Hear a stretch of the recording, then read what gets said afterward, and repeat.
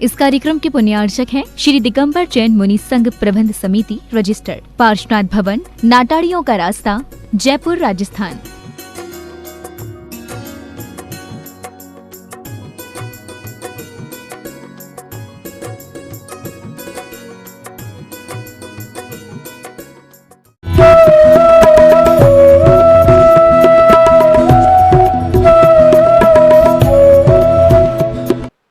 बोलो ये तस्सो लम्हो नवरीणा सुलहो विहत्तस। बोले काम भोग बंध की कथाएं जीव के लिए सुलभ रही हैं, बहुत बार सुनी हैं, बहुत बार परिचित हुई हैं, बहुत बार अनुभव की हैं। सुत परिचित अनुभूता काम भोग बंध कहा सब बस सभी, सबकी सब। फिर क्या नहीं पाया, क्या नहीं सुना, क्या परिचय नहीं हुआ? विषय समझ में आ रहा पारस? दिमाग में फैक्ट्री घूम रही है, मैनेजर पहुंचा कि नहीं पहुंचा, मजदूर आए कि नहीं आए, ये भगवान दोनों भाई यहां आ गए, वहां क्या हो रहा होगा? ये सब विषय सुना हुआ ही है, परिचित है। तुम यहां बैठे बैठे बिना मोबाइल के कहां की पिक्चर देख सकते हो? बताओ। यहां बैठे बैठे बिना कैमरे के, बिना मोबाइल के, सीसीटीवी फुटेज के बिना कहां का फुटेज आप देख सकते हो? बोलो। नहीं देख सकते? बिल्कुल देख सकते हो। अभी हाल दिमाग में भी घूम रहा है। शिखर जी का किसको घूम रहा है? आप शिखर जी यात्रा करके आए होगे, इसलिए घूम रहा है। जो लोग डायरेक्ट घर से आए हैं उनसे पूछो, जो पत्नी को मायके छोड़ के आए हैं उनसे पूछो, जो चलती फैक्ट्री छोड़ के आए हैं उनसे पूछो।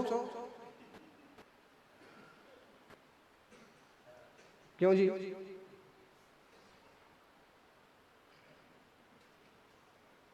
बिना फुटेज के फुटेज। लेकिन आपको क्या आएगा सपने में? बड़ा पाव। चौपाटी पर गए हैं, दोस्त लोग इधर से उधर निकल गए हैं और सब बड़ा पाव खा रहे हैं, मैं भी खा रहा था। और क्या आएगा? इसी टाइप का आएगा कुछ जिसमें आप रचे पचे।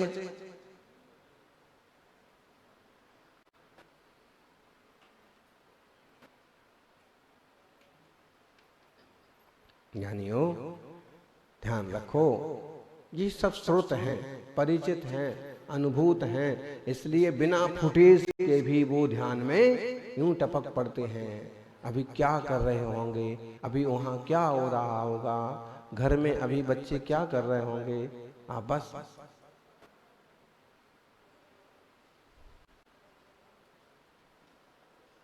जैसे इन सब चीजों के प्रति चित्त जाता है, वैसे ही चेतना के प्रति चित्त जाए तो समझना जीवन सार्थक हुआ। सुत परिचित अनुभूता सब बस सभी काम भोग बंद कहा। यह तस्वलंभो नवरी ना सुलहो विहत्तस। एकत्व विभक्त निज आत्मा की रुचि सुलभ नहीं है। बोलो ज्ञानी, आपने क्या सपना देखा?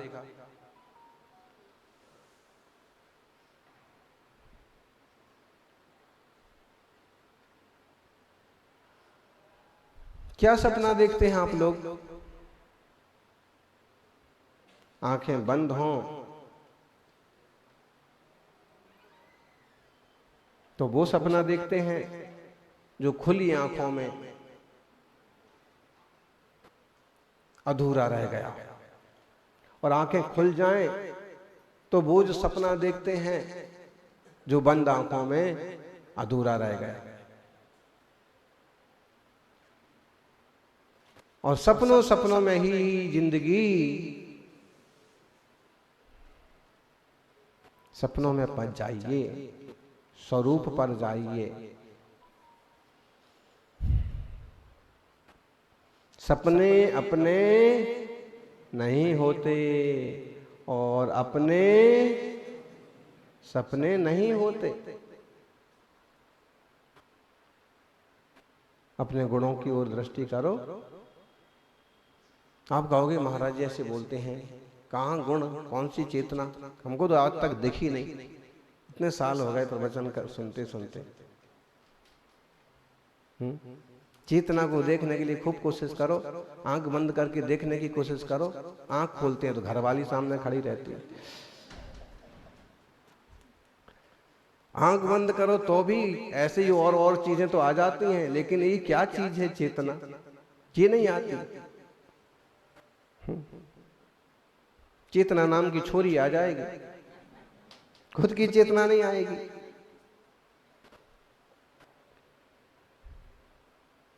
समझना, विषय इतना हल्का भी नहीं है जितने हल्के से समझाया जा रहा है।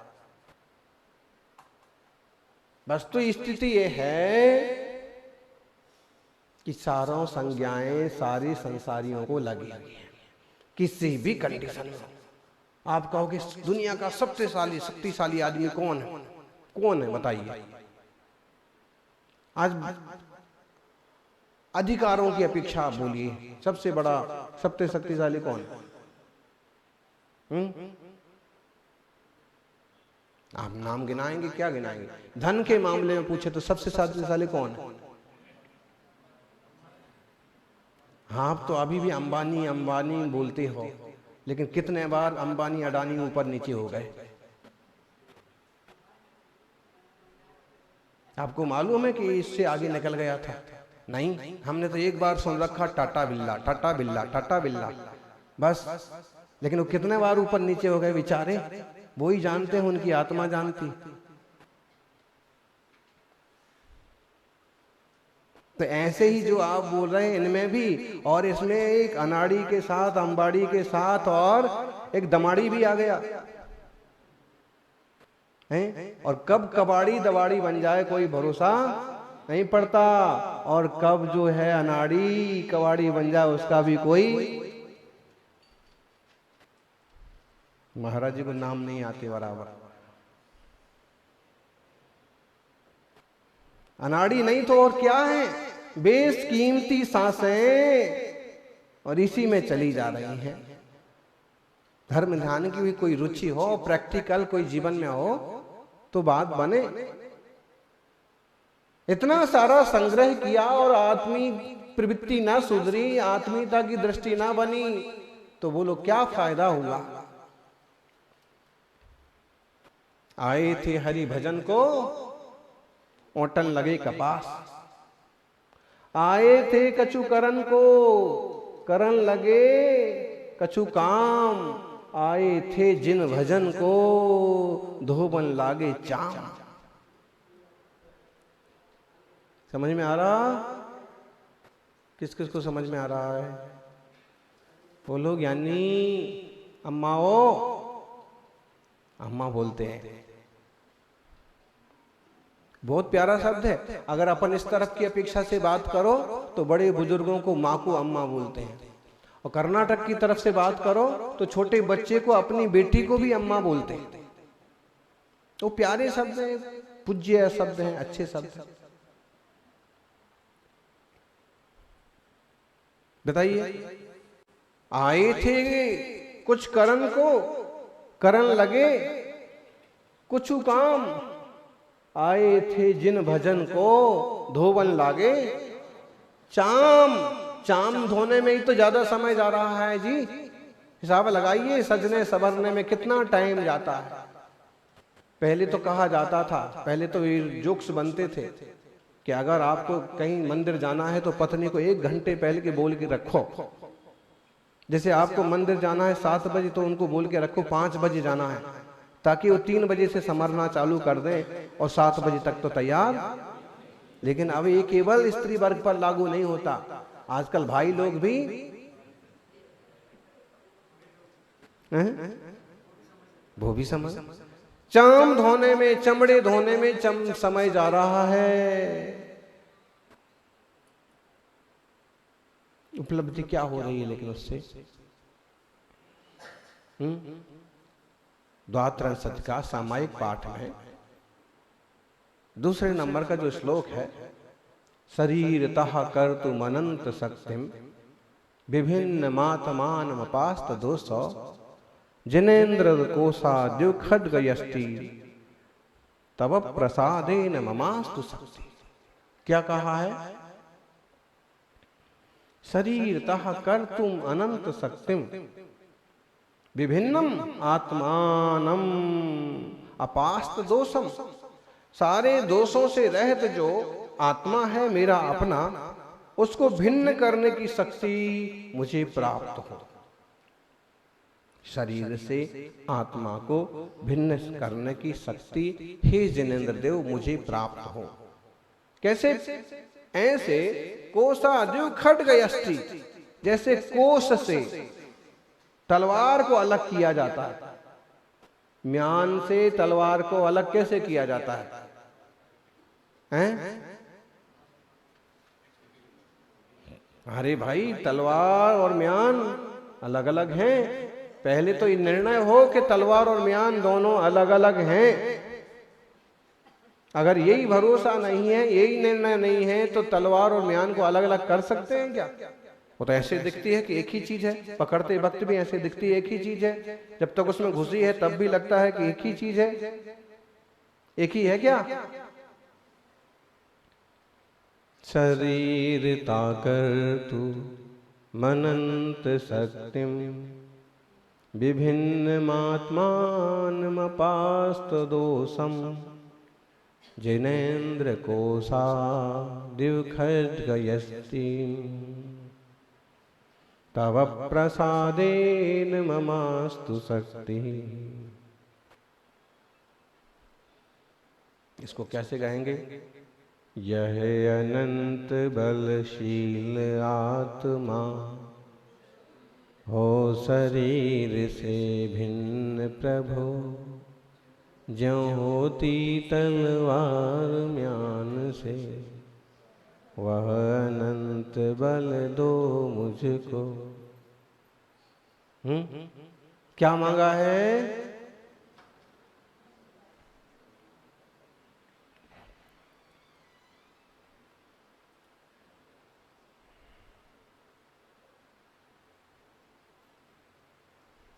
अनंत बल, ये भी शक्ति मने आपो, के भी शक्ति जिससे अनंत बलशील आत्मा देह थी, शरीर थी, भिन्न थाय थसो थसी हो। कैसे होगा?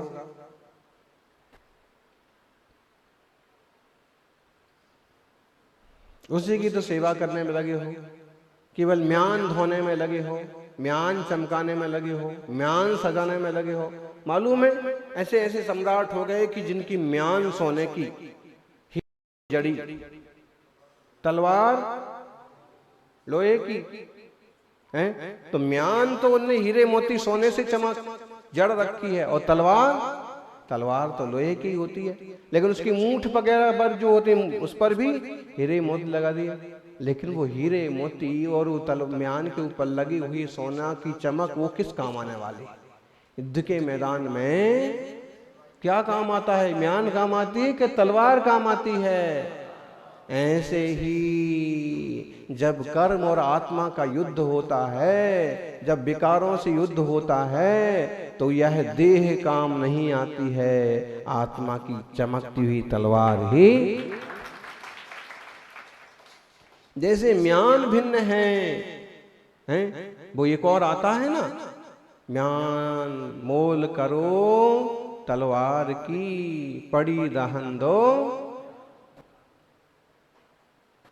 जात न पूछो साधु की, पूछ लीजिए ज्ञान, मोल करो तलवार की, पड़ी रहन दो म्यान।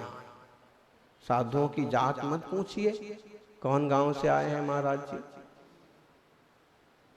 किसके शिष्य हैं, लोग जाति ही पूछने लगते हैं सच में ही। अच्छा अच्छा ये महाराज है ना, ये अच्छा अच्छा ये अग्रवाल है, बहुत बढ़िया आ रहे हैं, तो ये अपने ही हो गए, तो ये ऐसे करने लगते हैं। ये खंडेलवाल है, ये वॉलीबॉल है, ये फुटबॉल है, और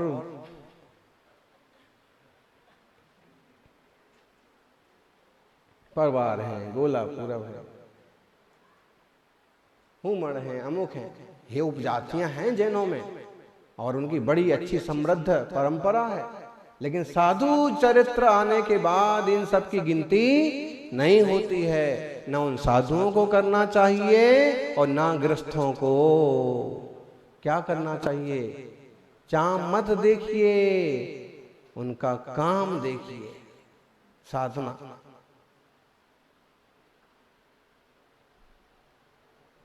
यातना पूछो साधु की।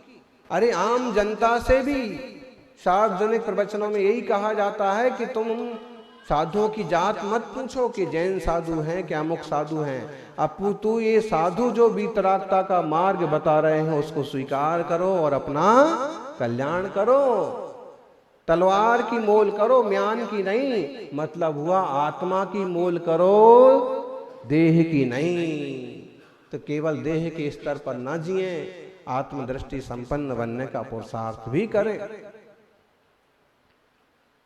देह म्यान मान लीजिए, आत्मा तलवार मान लीजिए।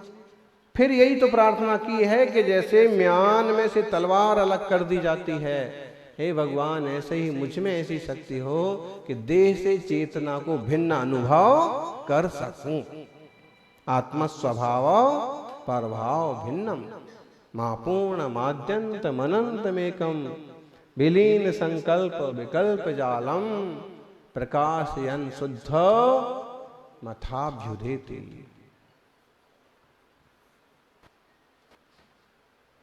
ज्ञान जो है वह मैं हूं चैतन्य।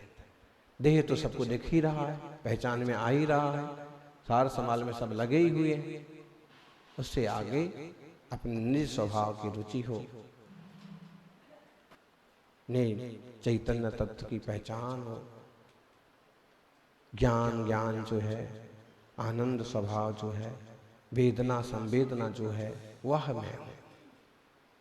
और ऐसे सहज बनने का मार्ग सच्चे देव शास्त्र गुरु के सानिध्य में सहजता से मिलता है। इसलिए इस मार्ग पर चलें और थोड़ा सा समय निकाल के इस तरह की चिंतन की रुचि और धारा बनाएं, जिससे आप सबका मंगल हो। मुनिराजों का सानिध्य का भी यही लाभ है, यही फायदा है कि आपके जीवन में कुछ परिवर्तन हो, परिणमन और मंगलमय परिणमन हो। जय बोलिए पार्श्वनाथ भगवान की।